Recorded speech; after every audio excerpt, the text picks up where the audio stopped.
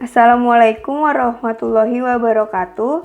Saya Miss Rara, magang sebagai asisten guru di Rumah 71. Di sini saya akan menjadi pembicara dalam training Rumah 71. Tema training yang akan dijalankan adalah tentang perkembangan anak.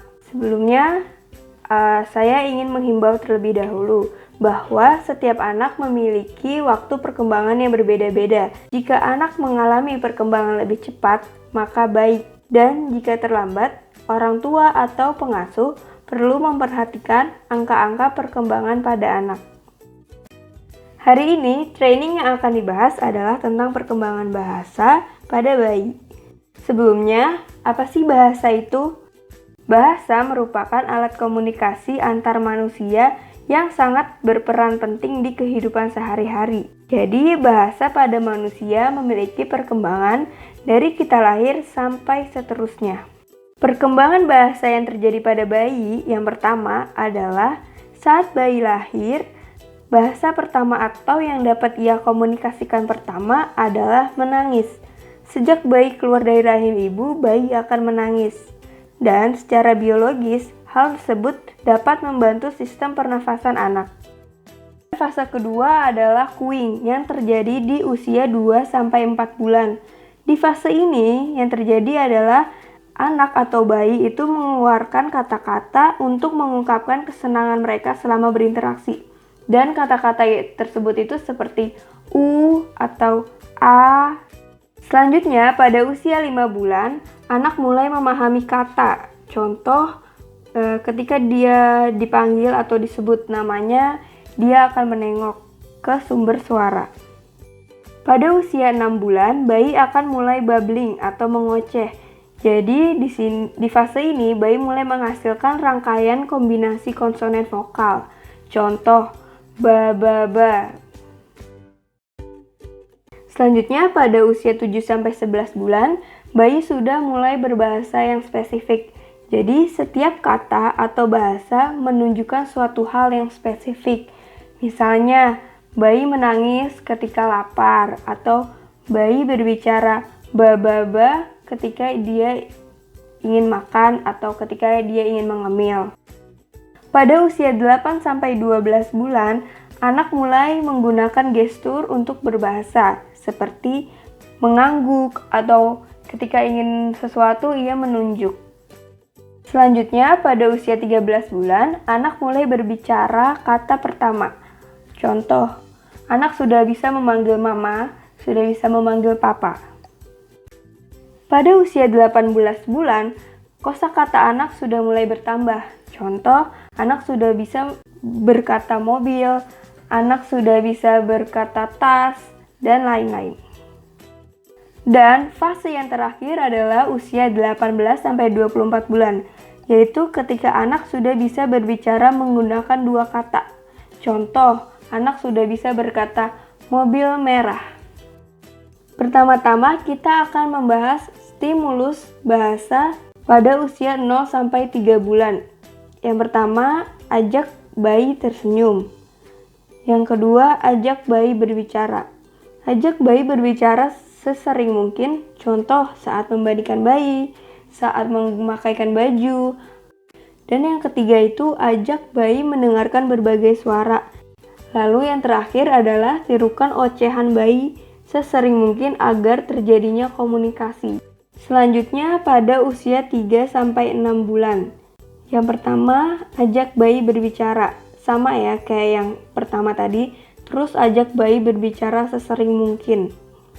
Yang kedua, ajak bayi meniru suara-suara. Yang ketiga, ajak bayi menengok ke arah sumber suara. Jadi, latih bayi agar menengok ke sumber suara.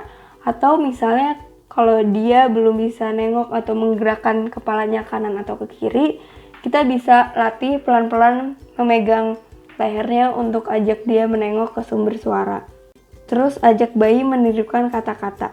Jadi kita mengulangi beberapa kata agar bayi menirukannya dan kata-katanya harus yang mudah untuk mereka. Selanjutnya, stimulus untuk usia 6-9 bulan. Jadi yang pertama, ajak bayi meniru suara-suara seperti tadi ya, yang sebelumnya.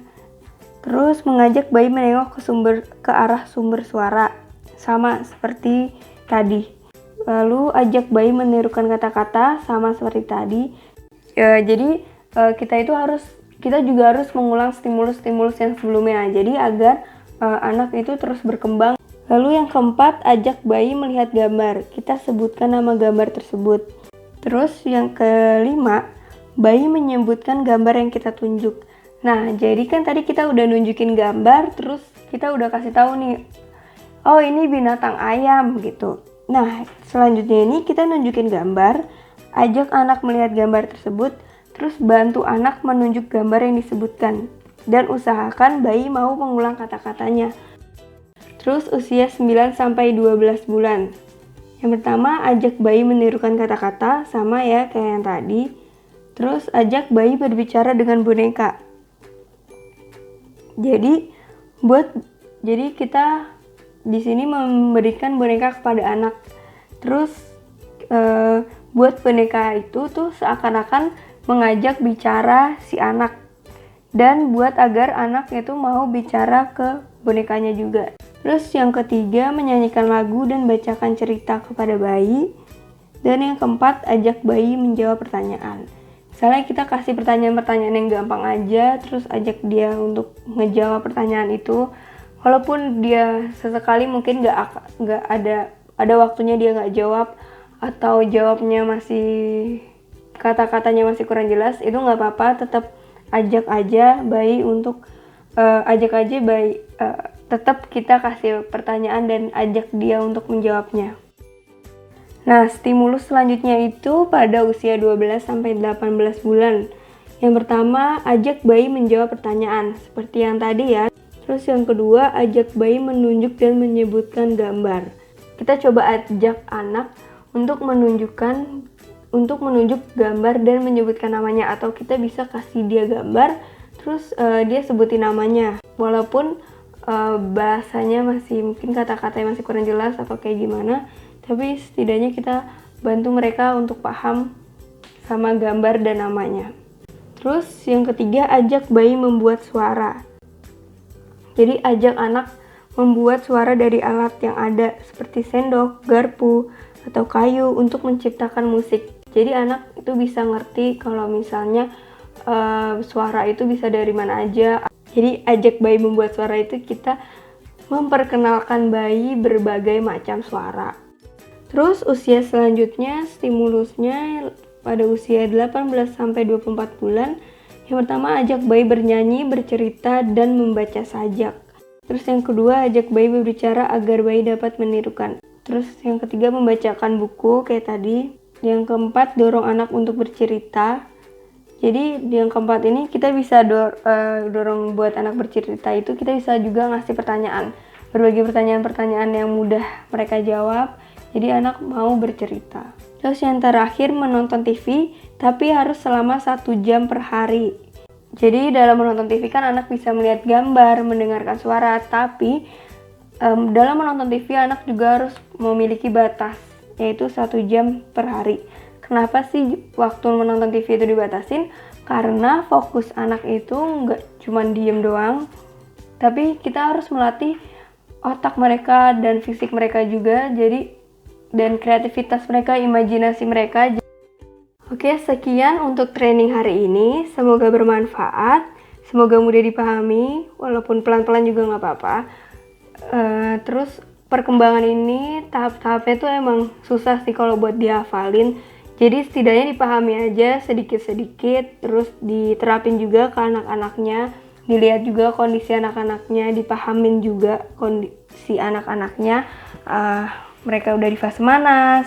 Terus jika mereka kelihatan juga, oh mereka harusnya usia segini udah harus bisa ini, kasih mereka stimulus-stimulus yang sesuai. Oke, sekian dari training hari ini. Dan setelah training ini selesai, saya mohon untuk mengisi form di description box. Nanti di situ ada link, tinggal diklik, diisi untuk evaluasi training ini. Semoga bermanfaat dan sampai bertemu di training selanjutnya. Wassalamualaikum warahmatullahi wabarakatuh.